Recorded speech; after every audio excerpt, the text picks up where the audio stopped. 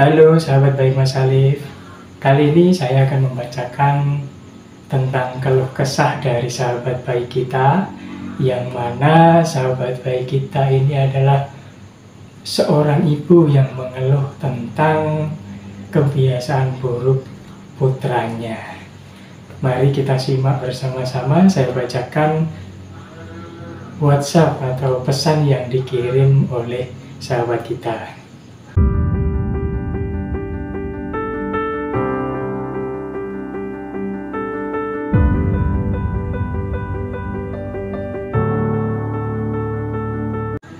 Assalamualaikum Kak, perkenalkan saya Ibu A dari Desa Paras Pangkur, Kabupaten Ngawi, mau konsultasi masalah anak Kak.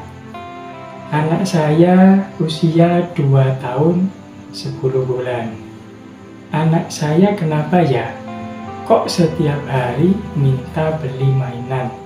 Apalagi kalau lagi diajak keluar rumah, pasti minta beli mainan. Padahal di rumah sudah punya banyak. Sebelumnya sudah saya bujuk untuk beli jajan saja, tapi tidak mau.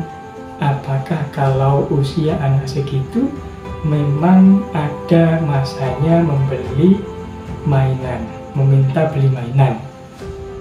Lalu bagaimana caranya supaya anak saya bisa berhenti tidak selalu minta beli mainan?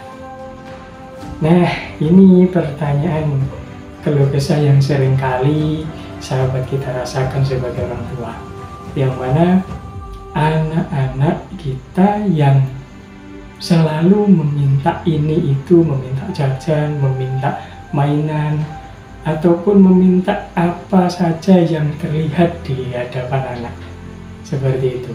Apalagi jika permintaan itu tidak orang tua kabulkan, maka seringkali anak-anak tersebut menangis, marah, berteriak, atau yang biasa kita sebut dengan tantrum ya, sampai anak tersebut mendapatkan apa yang dia mau, barulah nangisnya berhenti atau marahnya berhenti. Nah, ini bahasan bagus, pertanyaan bagus dari sahabat kita, yang mana perlu kita pahami bahwa setiap anak itu mencontoh apa yang orang tua contohkan ya. Peribahasa mengatakan buah jatuh tidak jauh dari pohonnya, yang mana jika orang tua sudah mencontohkan hal yang kurang baik, maka anak juga ikut-ikutan kurang baik.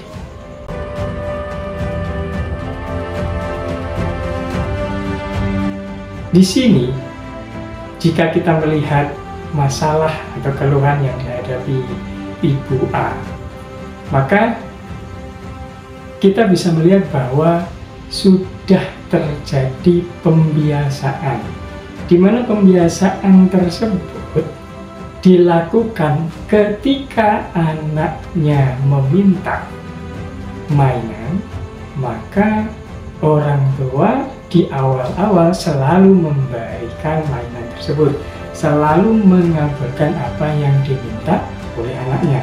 Nah, ini biasa terjadi pada anak-anak pertama ya. Biasa terjadi jika anaknya termasuk anak pertama, di mana orang tua baru yang belum memiliki pengalaman tentang bagaimana mengasuh anak yang baik, maka akan memberikan apapun yang diinginkan anak. Jika hal ini sudah terjadi, sudah dibiasakan, maka anak juga akan terbiasa untuk meminta apapun yang anak lihat, yang dilihat, di mana sang anak meminta dengan cara baik-baik dulu.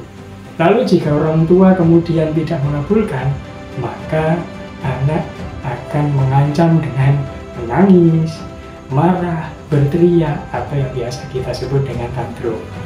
Baiklah, lalu bagaimana kalau sudah terjadi, sudah terbentuk pola demikian ya teman-teman? Sahabat semua tidak perlu khawatir. Kita hanya perlu mengubah pola yang ada. Contohnya, jika polanya tadi dibiasakan untuk memberikan apapun yang diminta anak, maka dirubah polanya dengan tidak memberikan apa yang anak minta saat itu juga. Jadi misalnya, jika anak minta mainan dan kemudian tidak diberi, kemudian anak tersebut nangis, maka kita sebagai orang tua jangan terus menuruti. Apalagi kalau kita melihat anak-anak kita nangis, teriak-teriak di hadapan orang banyak, kemudian malu. Jangan. Jika Bapak Ibu malu, maka anak akan terbiasa meminta dengan cara menangis, dengan cara berteriak, atau dengan cara tantrum tadi. Oleh karena itu Bapak Ibu harus tega. Nah, tega tidak tega harus tega, karena untuk merubah pola yang sudah ada. Jadi caranya bagaimana?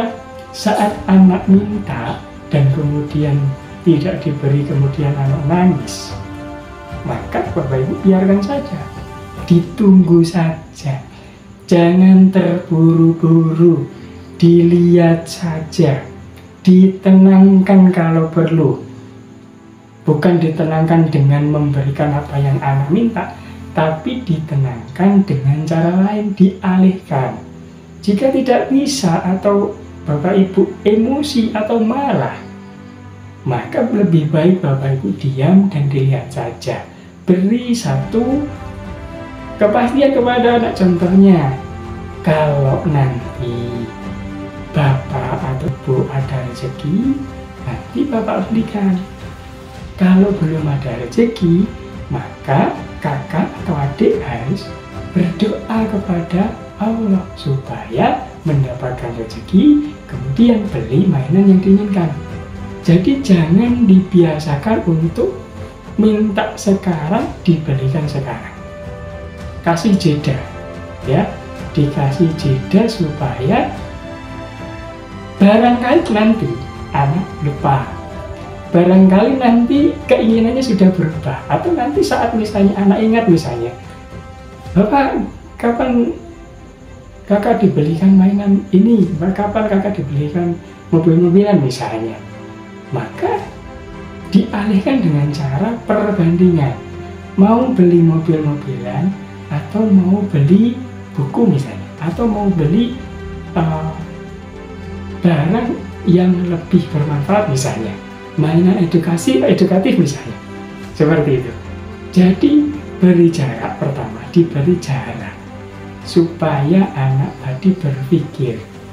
Kemudian setelah diberi jarak dan memang misalnya anak meminta, kemudian jika Bapak Ibu memiliki atau mempunyai rezeki lebih, bolehlah, cuma jangan dibiasakan begitu.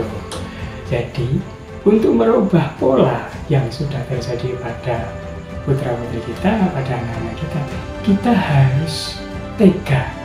Kita harus tega meskipun harus melihat anak-anak kita nanti menangis, berteriak di hadapan orang. Jangan malu, jangan pernah malu. Kalau Bapak Ibu memberikan atau mengabulkan keinginan anak hanya karena Bapak Ibu malu, maka itu akan terjadi lagi, akan menjadi kebiasaan yang lebih buruk lagi.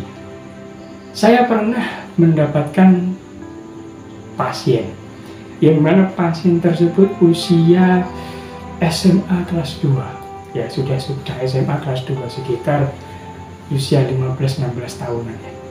Nah, anak tersebut hanya karena minta sepeda motor modif, ya CB modif, anak tersebut berani mengacungkan pisau atau mengacungkan sabit, apapun yang dia pegang untuk mengancam orang tuanya.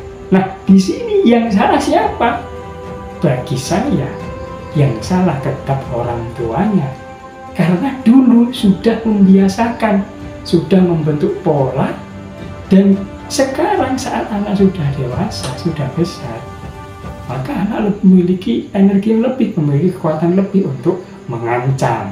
Yang tadinya waktu masih kecil nangis, yang tadinya masih kecil teriak-teriak saja, tantrum, saat sudah besar, maka anak bisa saja mengancam orang tua. Oleh karena itu, Bapak Ibu semua, sahabat baik Mas Syarif, hati-hati ya, sabar, dan terus belajar lagi. Karena dengan kita belajar, kita mendidik anak kita lebih baik daripada kita. Kita menciptakan generasi yang lebih baik dari sebelumnya. Generasi cerdas dan berakhlak. Terima kasih, semoga apa yang saya sampaikan ini dapat kita jadikan pelajaran bersama, pelajaran bagi sahabatku semua, dan juga pelajaran bagi saya pribadi. Jangan lupa sahabat baik semua bisa di like, share, komen, dan jangan lupa subscribe ya untuk mengembangkan channel ini.